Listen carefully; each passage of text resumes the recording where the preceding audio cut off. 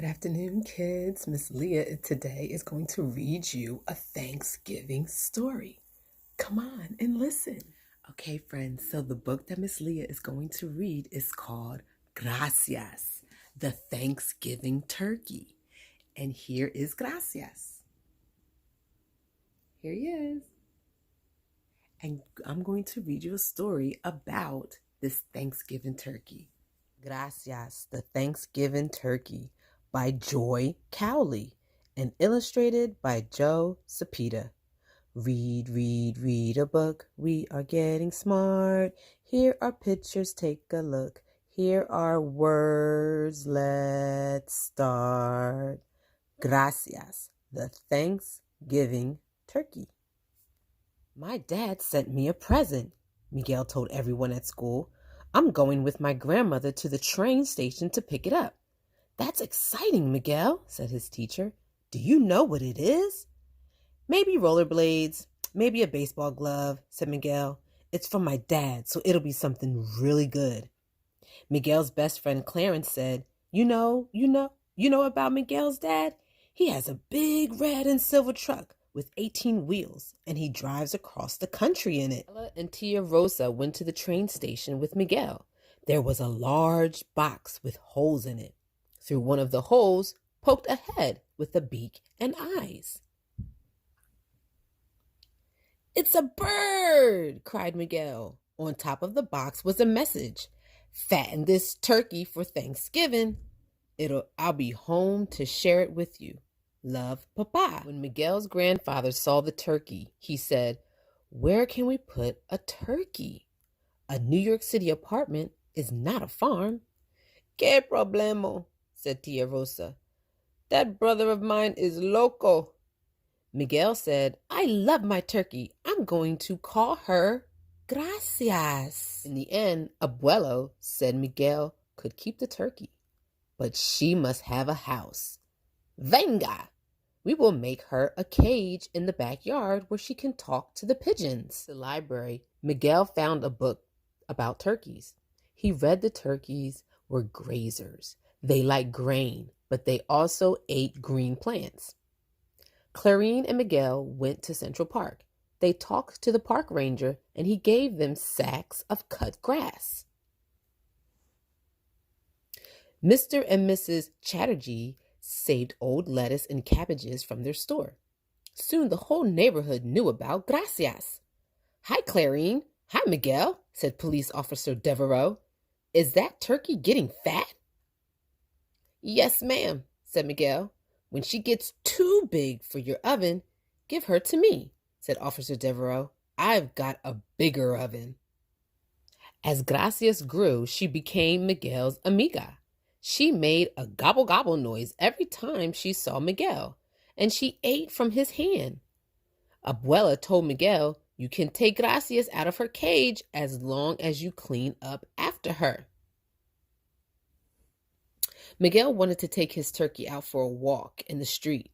Abuelo made a ring to fit on the bird's leg, and he tied a cord to that ring.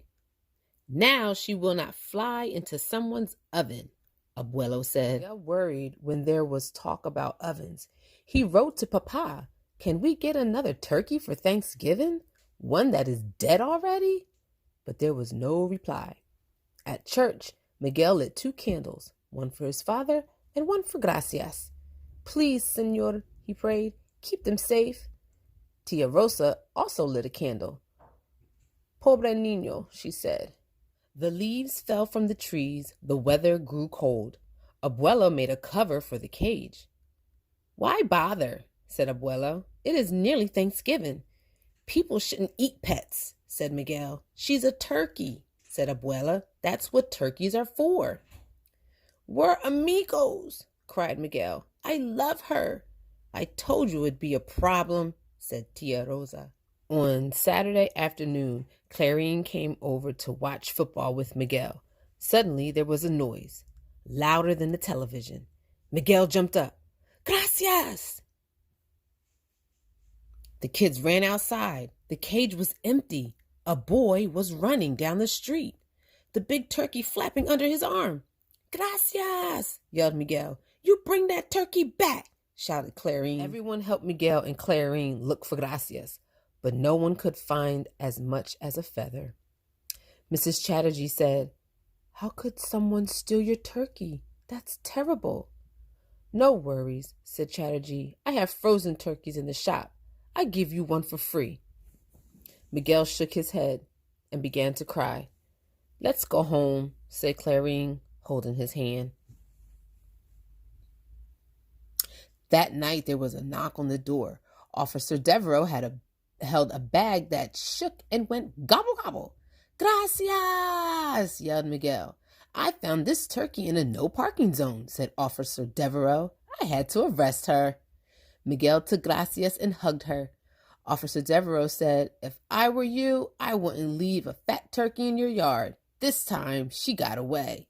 Next time she's gravy." "Yes, ma'am," said Miguel. Abuela said Gracias could stay in the bathroom. "You have to clean out her cage every day." Abuelo said, "I have to shower with a turkey? Ay, ay, ay." Miguel moved the cage to the bathroom and put a holy medal in it. "So nothing bad happens to you, mi amiga," he said. The next morning, Miguel was playing outside with Gracias when it was time to go to Mass. "Get your jacket," said Abuela. "I will put the bird away. Hurry, hurry, we'll be late for la misa." But in the rush, Abuelo forgot about Gracias. Padre Jaime was saying prayers when there was a gobble, gobble, gobble in the aisle. Gracias was looking for Miguel. Everyone laughed. Miguel was very embarrassed. He left the pew and picked up Gracias. Padre Jaime said, "Is this your turkey, Miguel?" "Sí, Padre," said Miguel. "Lo siento, Padre. She must have followed me." Padre Jaime smiled. "God made small boys and God made turkeys. Stand still while I give you both a blessing." When they got home, Abuelo laughed and ruffled Miguel's hair. "Chicken for Thanksgiving dinner," he said. "Chicken?" said Miguel. Abuela said, "No one can kill a turkey that's been blessed." "You think Papa would like to eat chicken?" Miguel asked. "If he is here," said Tia Rosa. Abuelo looked at Tia Rosa. "Sí, he would like the chicken," she said. The Thanksgiving Day parade had brass bands and balloons as big as houses. Miguel sat on Abuelo's shoulders so that he could see everything, and some clowns on stilts threw confetti over him. "Did Papa like parades when he was big as me?" he asked Abuela. "Sure, Rosita, too.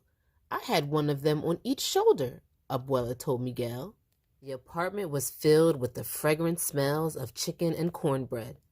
Abuela brought out the salsa. "Please, can we wait some more?" Miguel asked. "We have waited 2 hours already, hijo," she said. The family sat down and watched Abuela carve the chicken and bless the food. Abuela lifted her glass. "I am glad for this food. I am glad for this family. I am glad for this neighborhood and for this country." "Bravo, Mama!" cried Tia Rosa. Miguel lifted his glass of milk. "I am glad for Papa, and I am glad for Gracias." Abuelo said, "Where is that bird?"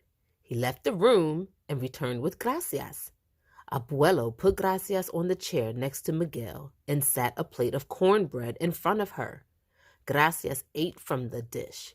Peck, peck, peck. "Now we have turkey for dinner," Abuelo laughed. "We talked to some people at a petting zoo," Abuela said to Miguel. "They will make a home for Gracias." "A zoo?" said Miguel. "You can visit her every week," said Abuela. "And I will not have to brush my teeth with feathers," Abuelo said. After dinner, Miguel sat on the floor and put Gracias on his lap. "Zoo turkeys don't get eaten," he told Gracias. He yawned.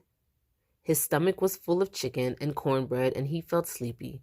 "I get to see you every Saturday," he said. Miguel yawned again. His eyes were closing. Toot! Toot! Gracias flew up squawking in fright. Toot! Miguel ran to the window. Parked outside was his father's big red and silver truck. Papa was home. Wow, that was a really, really nice book. Gracias, the Thanksgiving turkey. Tell your mom or your brother or sister what their favorite part was. My favorite part was at the end when his father finally came home. Miguel's father came home for Thanksgiving. That was really nice. So, what I would like for you to do is see if you can answer this question. Where did Miguel end up putting Gracias when somebody had tried to take her?